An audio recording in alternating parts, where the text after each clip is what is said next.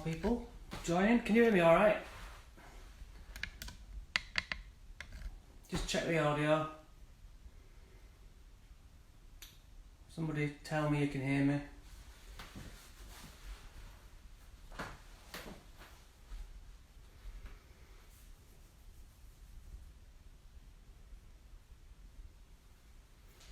Hi. Yes, good. Okay, thank you. Blue Jedi Josh. Cool. Right, well, so let's Ryan, nice to see you. Cool. Right, that's good. So, a few people. Right. So, yeah, we want to talk about what equipment we in particular use. And I wanted to start at the beginning of what I bought myself. So I simply Googled ghost hunting equipment, and 11 years ago, I don't think so much now, you could go online and you'd get a box of bits, and this is what we got. So now I've added to it, we have questions to ask spirits when you dry up with ideas. And here we would have the Gauss, which is probably the best piece of equipment in this box, which we will demonstrate in a minute. It came with a motion sensor and basically like the on-off switch. So we don't really use this anymore, and that's only down to you end up tripping it out yourself while wandering around in the dark. Yeah, it is like a spy case, yeah. And the batteries are those really awkward little digital ones, little round ones, and I just haven't bothered with it, but I really probably should. Right, thermometer number 1. It has temperature on and humidity as well. So obviously, if you're looking for cold spots, and cold spots, you are supposedly when a spirit draws the energy out of the air. Now, the thing I wanted to specify about thermometers is that some of them, the better ones, come with a wire that extends quite far away. It just plugs in. Because you don't want to be interfering with your human heat. So you want to have the reader in your hand or somewhere nearby, and you put the sucker or whatever somewhere. Well, actually, you probably shouldn't. I wouldn't like to sucker it somewhere. I'd like to hang it where you think the cold spot is, so it's not affected by you. Whereas a lot of the laser thermometers, you might see people who fire a little red dot, fires a laser line. They would pass straight through the ghost, and the only time that they measure a temperature is when it hits a wall or a table or a floor, because it has to send the laser beam out, take the temperature where the dot is, and bounces back. So when I've seen people get their laser thermometer and say, there's a cold spot just here, and then fire a laser, and what they're reading is the wall.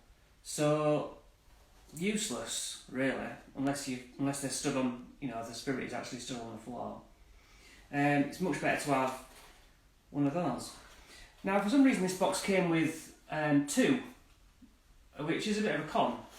But what's more of a con is because it actually came with 3, and this one is also more of just a pointer laser sort of one. So I only really use the one that I can control, the one that I like out of this box. The last little bits I've shoved in here are pendulums, 2 pendulums. I imagine that some of you might own pendulums. In fact, I've got 3 pendulums. So to say that I'm a bit iffy on pendulums, I do own 3. Because I've not ruled them out. We have had some good stuff. I like to ask the team sometimes to go off in a corner and to douse how many spirits are in a location, and if it comes through on the board, it kind of validates the crystals as well. Anyway, so that's what came in that box. The next thing I want to show you, along with how this works, is the K2. Now, both of these bits of equipment will measure EMF, electromagnetic frequencies, or the magnetism that electrical devices give off. So the theory being that a spirit, or you yourself, carry an electrical ghost, correct? That's what animates us. However, if that's so, why don't these pick up our soul? If they pick up ghosts so well, then why doesn't it detect our ghost? And the thing is, I don't think, it seems to me that the ghost itself, the spirit itself, doesn't carry enough of a charge to affect these equipments. However, they can still affect them by gathering energy and bursting it into this stuff. So I brought my kettle and microwave into my front room. Now, as you can see, this one, the K2, okay, let's get it right. So it goes up in mgs, milligauss. The red light, the green light is supposedly saying 1.5, and it flickered up there because it does actually go off when you tap it, which is something you have to be aware of. Now, is that the battery inside? Is that just what the reading is in this room? It seems more like just a power light. It's a bit of a tricky one, that. And as this has got a spectrum of a rainbow, it's these two devices I've heard read different parts of the electromagnetic rainbow. So this one might work better in some locations, and this one might work better. Hello, Michelle. I'm good, thank you, and I hope you're all right. 18. Well, we've got 18 people watching. That is better than last time. So that's good. That's all I need. Right, I wanted to demonstrate these. That's what I wanted to really do. I'm going to click this now. One click to turn it on. And wouldn't you know it, it's flat, which is what I wanted. Earlier on, I actually turned this Gauss on early in the day, thinking about let's have a little rehearsal. It was flat like this. However, 1 hour before I went to record, I tried it again. It was halfway up, and I couldn't find a cool spot like this. This is why we do bass lines. When we get to a place, we turn these on and walk around, and we find the hot spots of natural occurrences. I'll give you a demonstration here. Because my kettle is here. Right? I brought my kettle and my microwave in with me. So, one last thing. This has two settings. The first setting, and I can see that it's got a little red glow in here, which means that it is on. This is like measuring centimetres, if you imagine it's measuring centimetres. And when I push it in all the time, it's measuring the millimetres. It's much more sensitive. And so, ordinarily, I would have to basically keep the button held in like that. So although it's reading 9, it's actually kind of 0.9, like 9 millimetres to a centimetre. So it's really sensitive. I expect it to go off because of the stream, although I would like to find a cooler spot. So what I'm going to do, I'm going to put it onto the centimetres, the harder to activate one. And now I'm just going to flip the kettle, and so you'll see what happens. So that is on the centimetre one, and you can see as I pull it away, it detects the field. Now that doesn't take much leaving, does it, to go down? So you think like an arm's length sort of thing, that is where it would start interfering. So let's try the K2. So again, I can just about get the full reading out of that. Now, I notice my gout is picking up over there.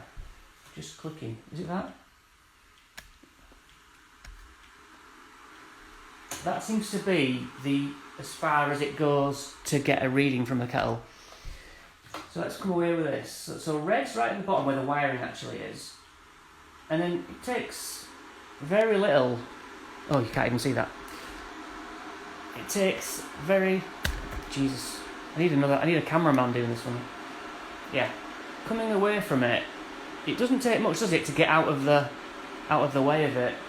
You're talking like, what's that? A foot, 2 foot maybe? So these things get activated totally at different levels, you know. Sometimes this will go off and the other one won't. And I had it described that it's like detecting an orchestra. If you play an orchestra, this might pick up the woodwind section of the orchestra, and that might pick up the strings. So they do overlap, but let's try the microwave, because this is what interested me. I put something in the microwave, just water, to do. So, okay. So, I'm quite far away. I'm like 3 foot away now. And it just... Now remember, it's not got the sensitivity on, so this is purely 3 gauss. It's in the orange yellow. So we go nearer, and it basically is in the maximum, and it just bends the needle almost. A microwave is really something you do not want to stand around when it's working. It's a terrible, as far into the red as it could go. This meter is not even, on its least sensitivity, is not even able to detract it from it being its fullest. So when you're cooking the microwave, don't stand near it, because we know, science knows, that if you're spend time in a high level. Exactly, yeah. What Lucy says, that it went up to the full thing at the farm, which was completely derelict. And so something did that, and it was the microwave. That's why you'll hear me say, oh, it's giving off the level of a fridge freezer or a microwave. Anyway, as I was saying, finish my point.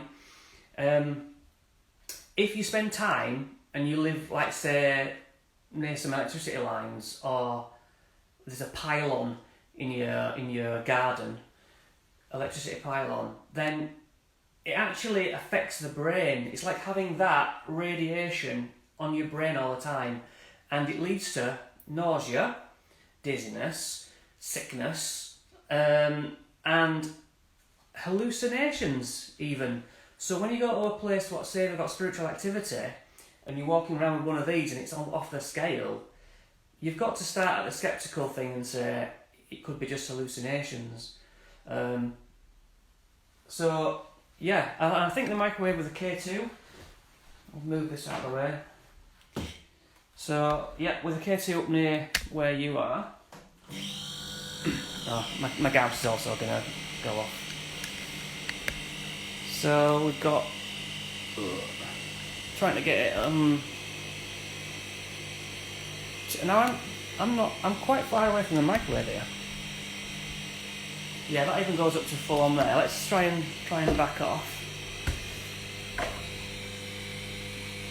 Yeah, it's just still going at quite high, and I'm quite far away. I'm about 3 or 4 foot away there. So now you can see that when we're in a location that is giving readings off, what is doing that? We walk round and we'll go over an empty room. Like now, if I'm doing this room, before we even start, I want to find where the microwave energy is, where the kettles are, where the lights, those fire escape things, the ring the bell if there's a fire, those always give off high readings. So what I tend to have the team do, I've got these little I've got these little red cards I made, and so when we do baselines, I want them to put down a red card near the natural things. So when another team member walks around during the investigation and their meter sign going off, we can immediately say, rule it out, ignore it, there's something protected. It's not a spirit. And that just saves you time, doesn't it, of speaking to a wire, thinking it's a spirit. You don't want that. And so that's why baselines are so important. Anyway, I think that's covered. Although there is also, like in America and stuff, a lot of it is mel meters as well. Now a mel meter is often they just like add a thermometer into the Gauss or the K2. And no, it's not skipping for us at Circ 41, but yeah, so your microwave would affect you. And as I say, wiring outside and all that. Anyway, the mel meter, I learnt today that I was like, why is it called a mel meter? I couldn't understand it. It turns out that this guy called Gary Gallick, I think it was. So Gary Gallick actually had a daughter called Melanie, and she died in a car crash, an accident. And he was really into electronics, and she ended up like coming through the TV and electrical equipment, and so he tailored his new electrical readers to like be more for paranormal, and he named them after Melanie, so that's why it's a mel meter. So we've done that. Oh, okay. The next thing I got after the box of tricks was this. I got this from Blackpool. It's a glow-in-the-dark Ouija board. So you'd think, oh well, it's an official Ouija board by the makers of Hasbro. Actually, comes with a recognisable shaped planchette. It's all, seems fine. A little bit of an instruction on how to make it glow in the dark, which I don't know why that's in there. So let's take a look at the board. The board itself, cardboard, pretty sturdy. Planchette, plastic, alright, that seems okay. Now look at the problem with this board. Let's say it's here. Now is that pointing to G, right? Or is it actually on T? There's a main problem there that I think you don't really know what it's talking to. I just don't like it. And also the cheap, crappy little black furry feet, just awful. Makes for a horrible travel on the board. These are just too close together, so that's why that's useless. The makers of Ouija boards, I think, don't use Ouija boards. Otherwise they'd come out with something much bigger, like ours, right? And you get your glass, and you can tell which letter it's going over, can't you? So now, because I've made this Ouija board myself, it's very difficult for me to get everything in shot. Well, you go the opposite way. You'll see that I've got like don't know on it, no comment, new spirit joined. That is purely like, that's purely experience from trying to understand what's going on. Because when two spirits join in, how do you know? Does it take more energy for a spirit to use a larger board? No, and I'll tell you why. Because we stopped using glasses, too heavy.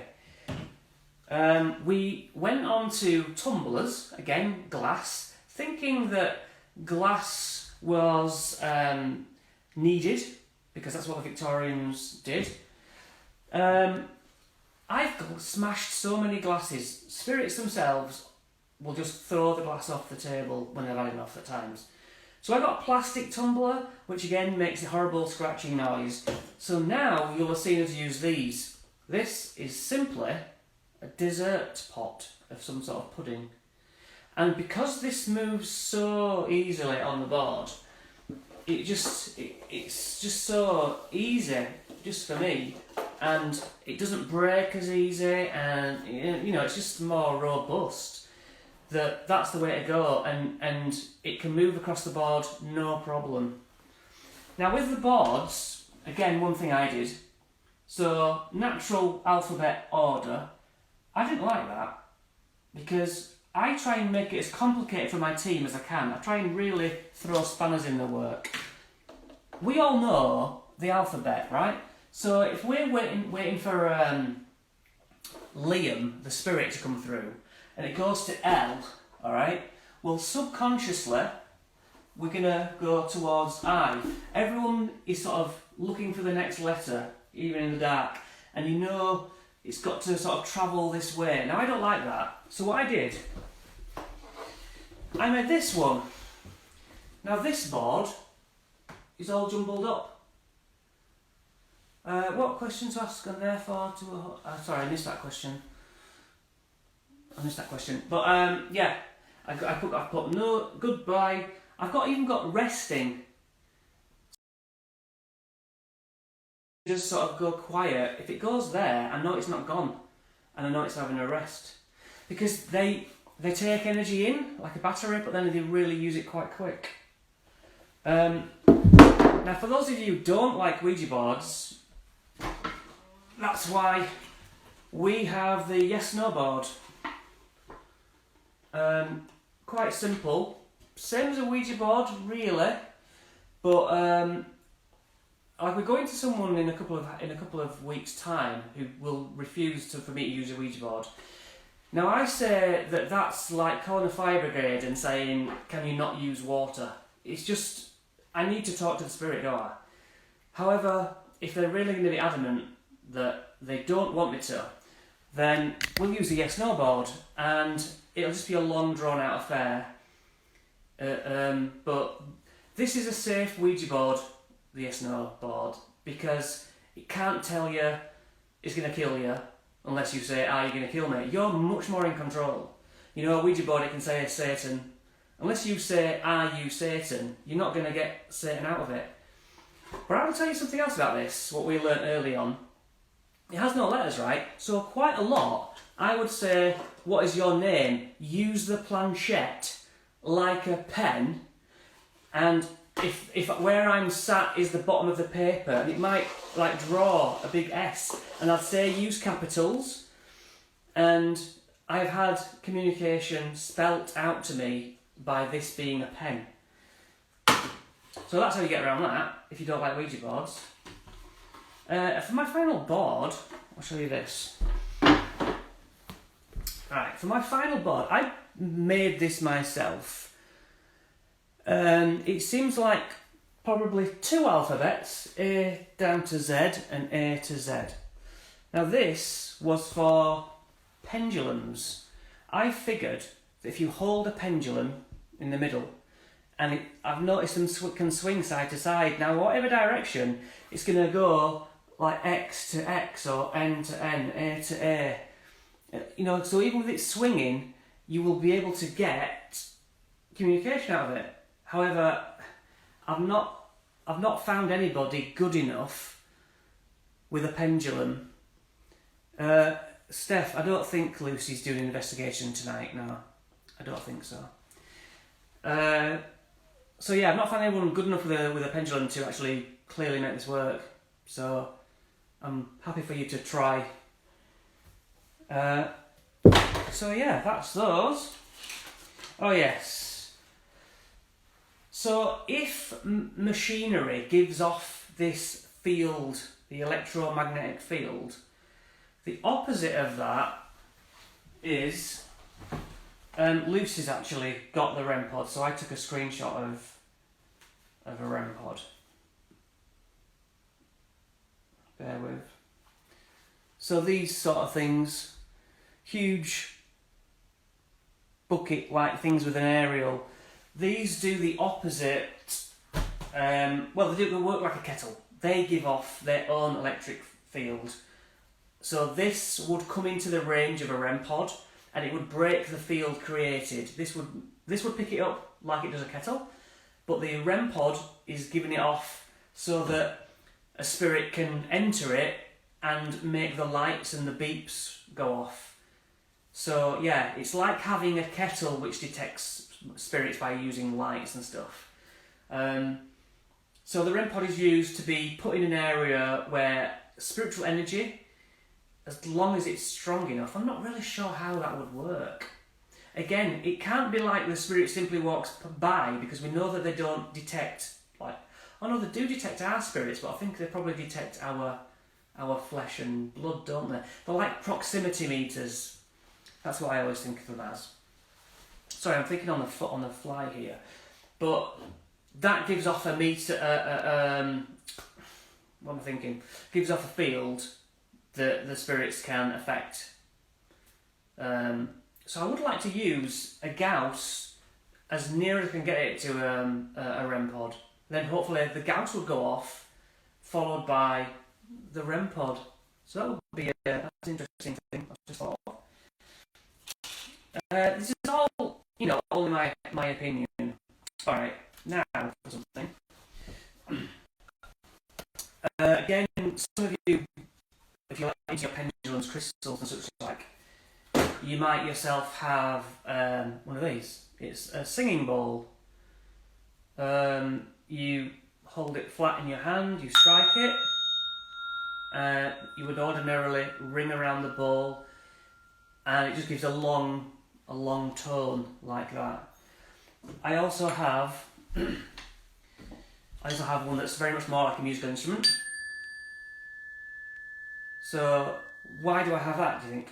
Well, this is because if our speech is a vibration, so noise is a vibration, if they're lacking vocal cords and things like that, I will ring a singing bowl and make a long noise out of that as I walk around before the investigation, go around ringing it.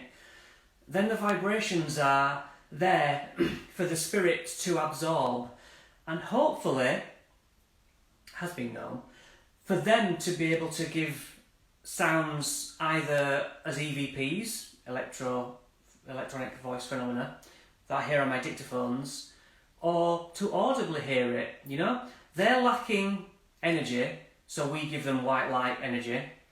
They're lacking vocal cords, so we give them something to speak with. That's the idea. We don't know until we try, do we? And you end up buying a load of crap when you first getting to ghost hunting, because you don't know what's going to work. And I'm only able to tell you what I've found. You might have had the greatest results with things that I'm saying is crap. So, okay. This, again, is probably just an ordinary jewellery kind of bracelet or something, But because it makes a rattly noise, we can use this as a trigger object, for one thing. Like in Victorian times, when they trance-mediumship, when they pull the curtain along and you'll hear things rattling and tambourines going. It's all part of that. So trigger objects, something that you leave in an environment which is locked away, nobody can enter. You might need to leave a recorder in there, because that you'll hear that noise. Here, it's not going to activate because the batteries are dead and there's no way to change the batteries. This is a dog toy. Some of you might recognise it instantly. When you would normally bounce it, or the dog would chew it, it lights up. Some of them might make a noise. I don't know, I don't own a dog. But these are very hard to make go off, which I like. I like hard things to make, to activate. I've had it go off, I can think of 2 occasions. Once in a cinema cellar, and once in my bedroom. I came in and I keep a lot of my equipment on the top of a wardrobe, and the room was lighting up as this flashed, and I was like, hey up, that's something in my... And I always wonder how those get set off, because I find them really hard to set off myself. Exactly, yeah, that's what you want, isn't it? you don't want something to set off easy because then you can't trust it. And as I've said before, and you may or may not have heard me say this, but I think if you put the hurdles up for spirits and humans to interfere with it, when you do get, you might get less activity, you might get less results, but the results you do get are surely worth 10 times as much. So I mentioned EVPs. Does it take a spirit a lot of energy to set those off? I presume you're talking about this. Yes, because they go off so little. That's my only way of knowing it. Things that go off easy, I suppose these. So there's always a question mark, but we will always walk around before we start with these, as I say. That's the difference. So we're trying to pull that natural, and we're always trying to start with in either the quietest place or a completely silent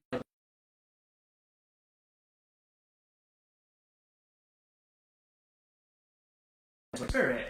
What you mean, like trying to use things? Yes, it does. That is what they're putting their. That's what they're putting their energies into. They're expending it to show us that. That's why your cameras go dead, the batteries, whatever else is, whatever they can take the energy off, including yourself. You are a battery. I like the fact you get base readings before you start. I cannot understand any team that wouldn't do that. I have been with many other teams, and when we're in the investigation, I think I'm a guest, and I'm probably a problematic guest, because when they get a reading, I'll say, well, what did the baseline say? And they all look at each other like, what do you mean?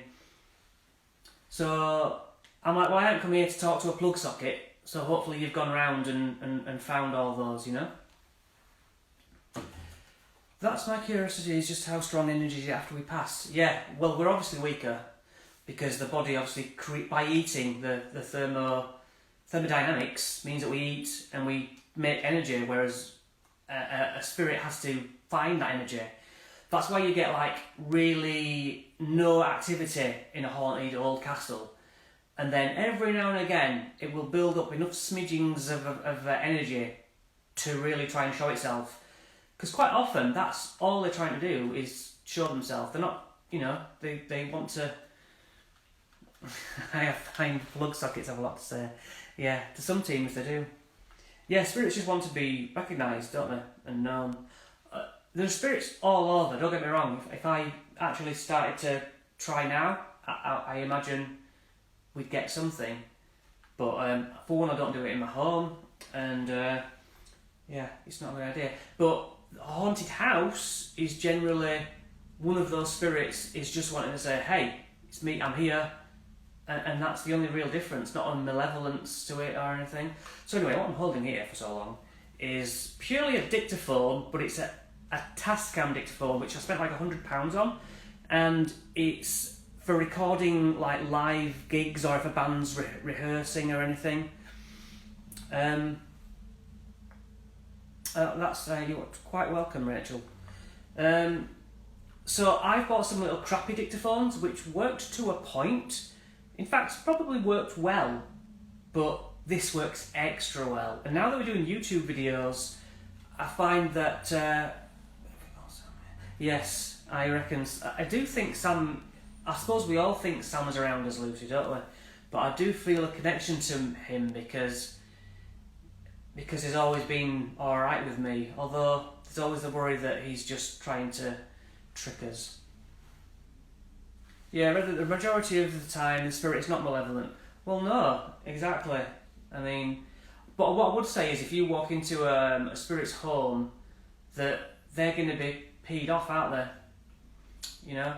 Yeah, Sam is probably here right now. It wouldn't surprise me in any way.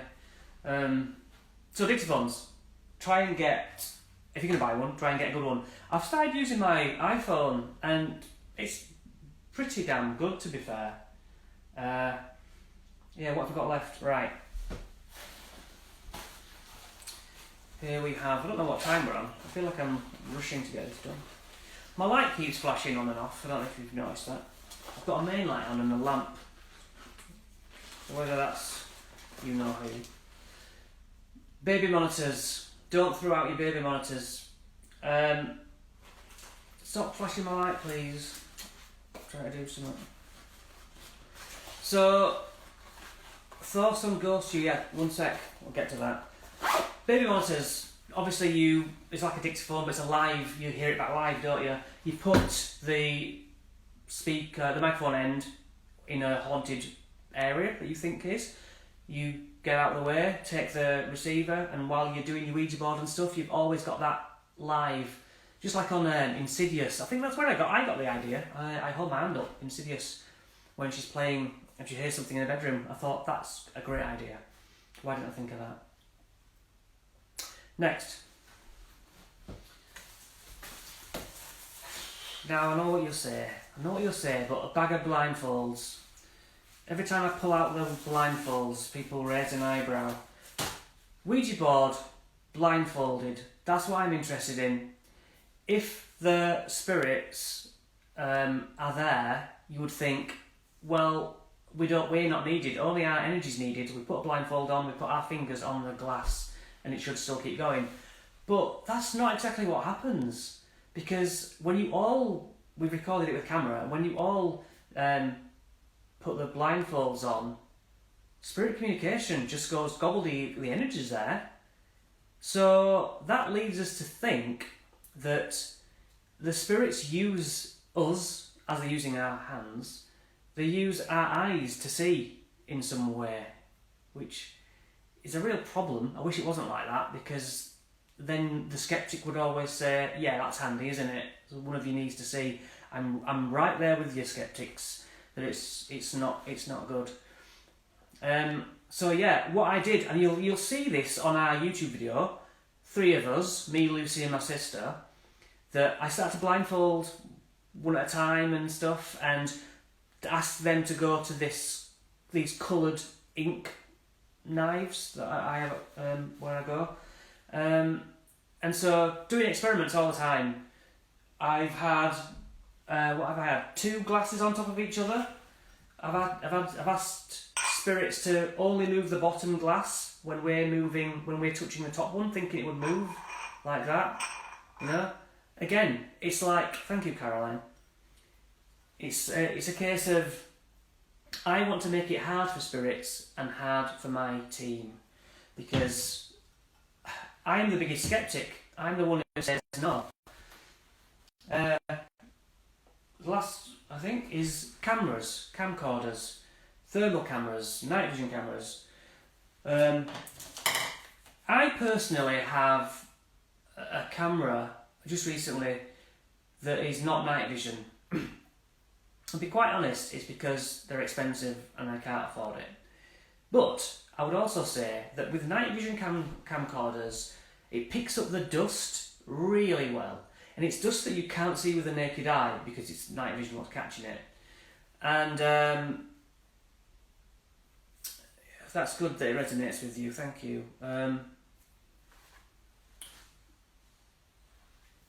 Yeah, exactly. If it's really hard and they still manage to do it, that's better evidence, isn't it? What was I saying? Can't remember. Night vision cameras and dust.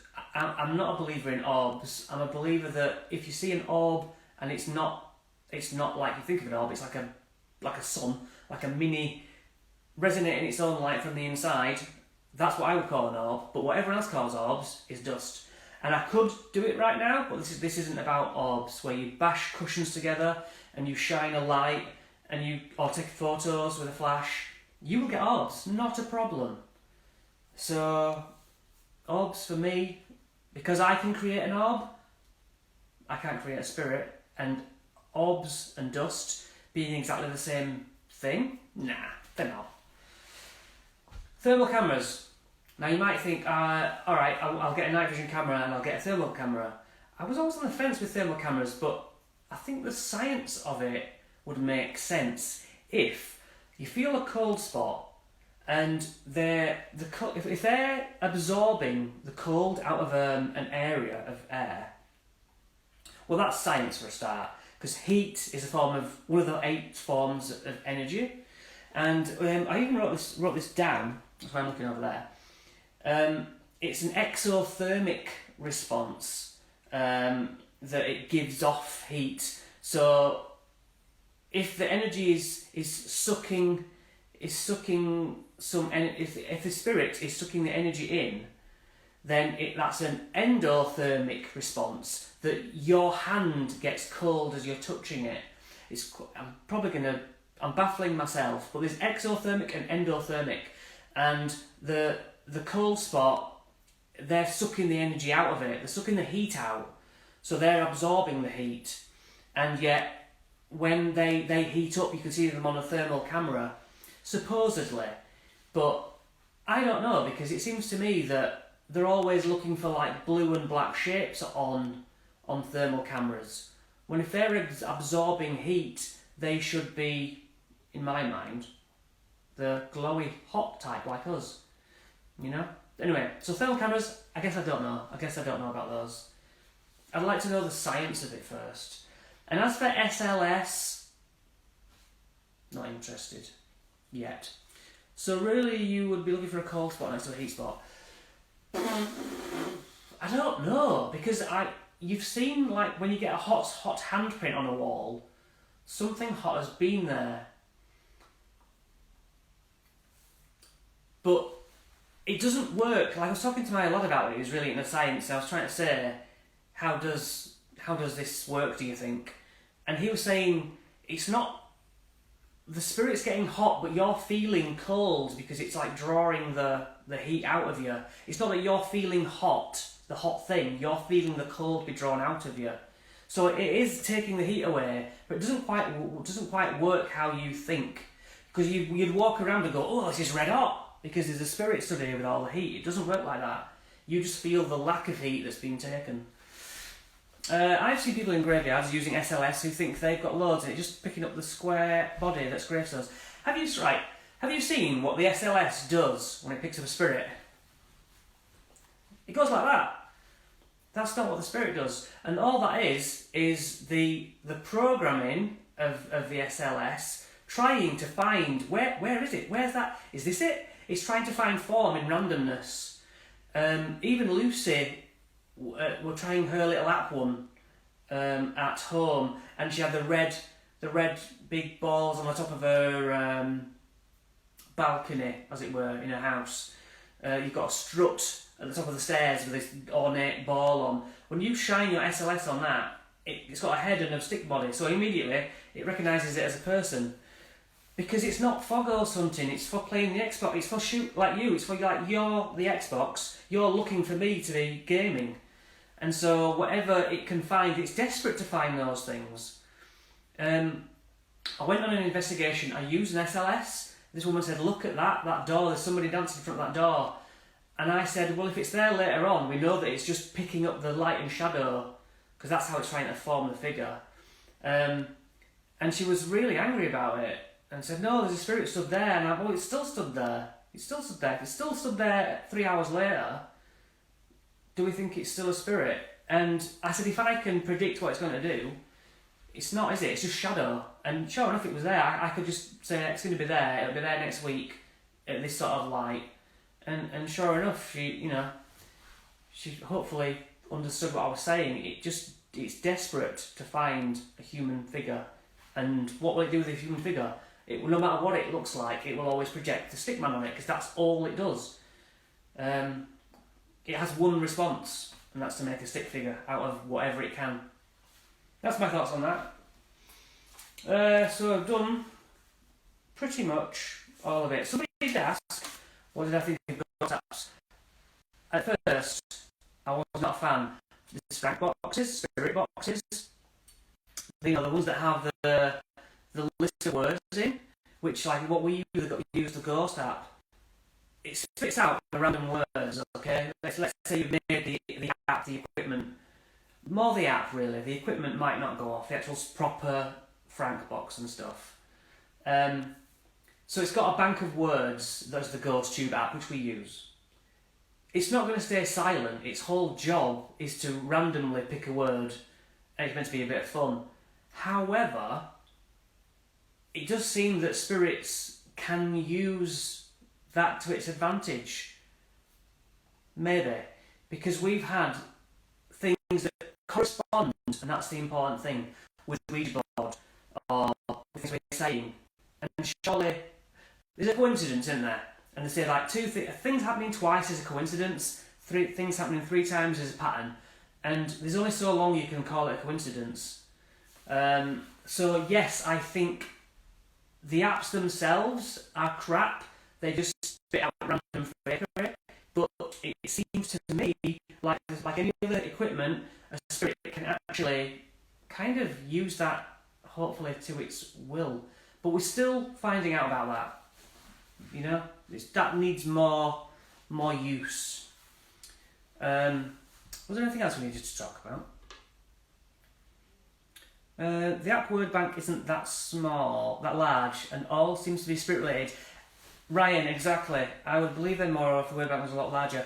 Yes. Have you ever noticed how it's always like demon and, you know, hung? It's spirit related words. It totally is. Because if you invented, you would put those words in. What words are you going to choose? You know, deceased.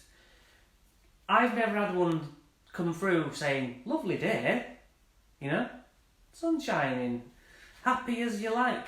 Because if you're creating a ghost app, you're not going to put those words in, are you? Now, Lucy's where Lucy breaks away from me a little bit.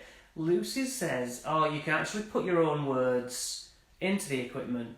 And, you know, when Lucy does her own thing, that's her own rules.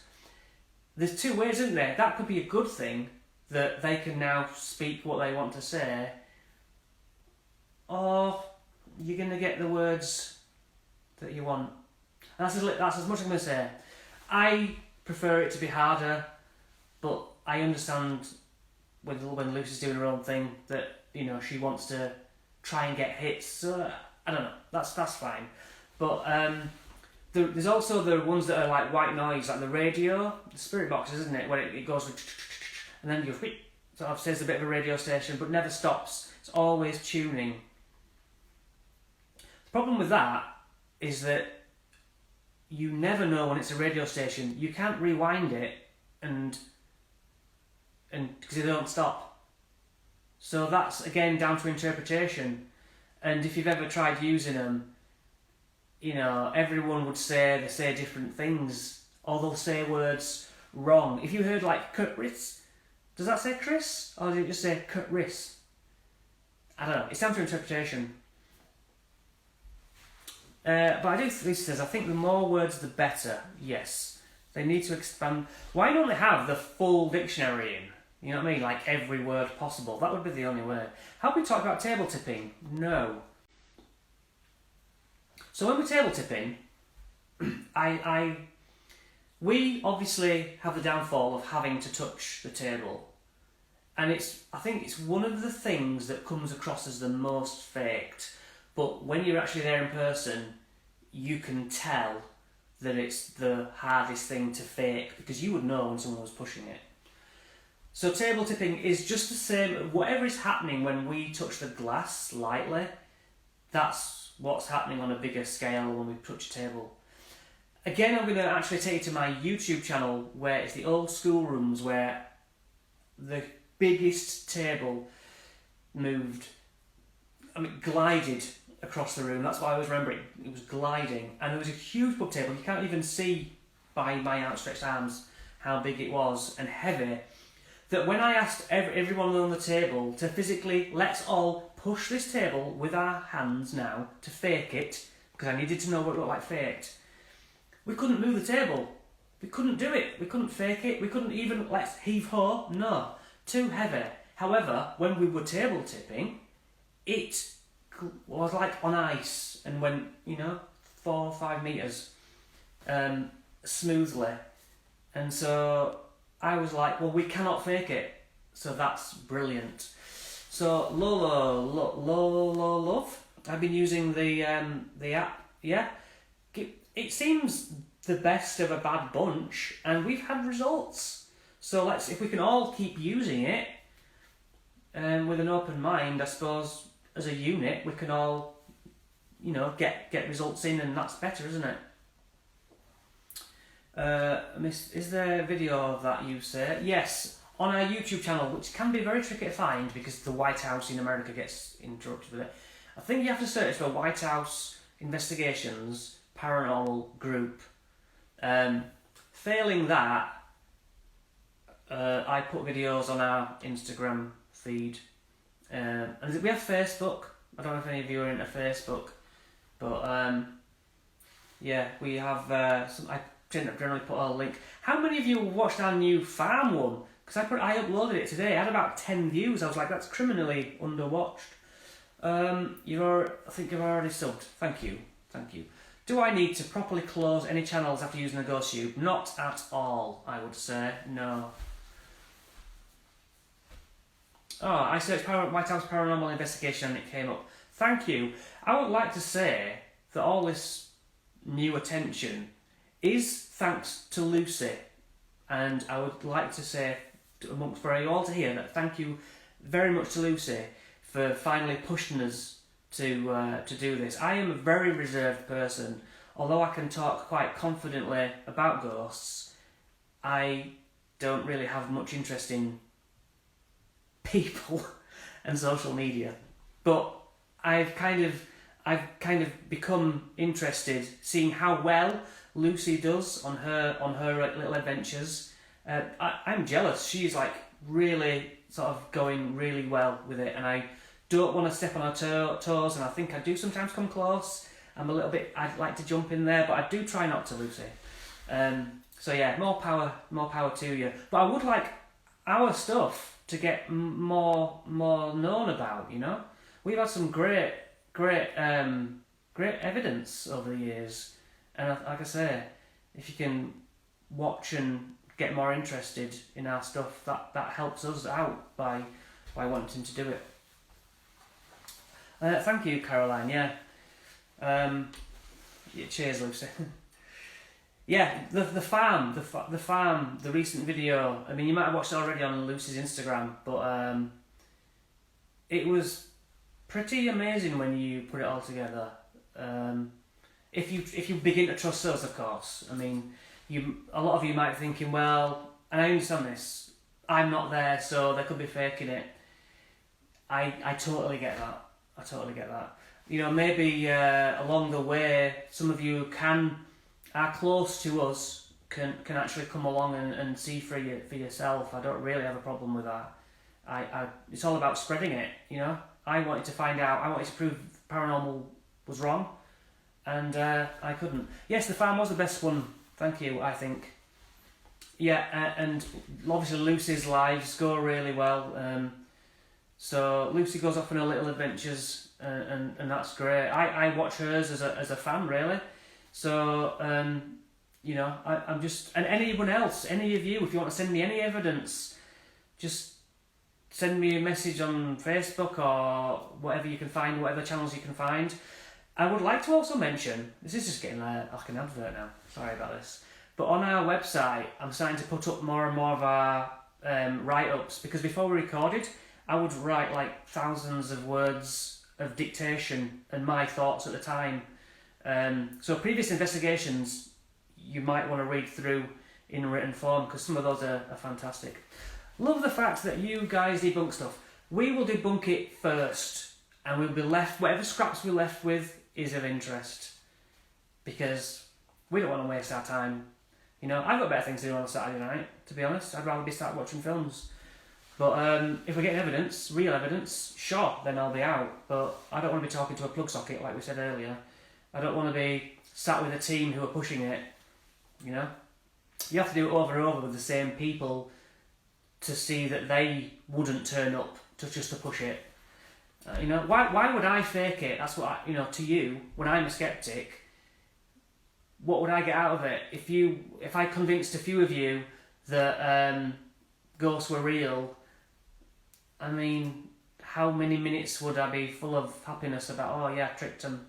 I don't really care. If you knew me as a person, as I said earlier, I'm not really about people, so I don't really care. I just want to spread what I know, and I've been amazed at. I want to share that if you're passionate about it, but it's certainly not about faking things.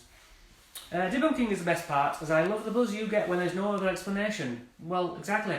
You know, they're all like little pieces of gold through the night. You might be there 3 hours, but the things that you get, you remember. You remember for a long time.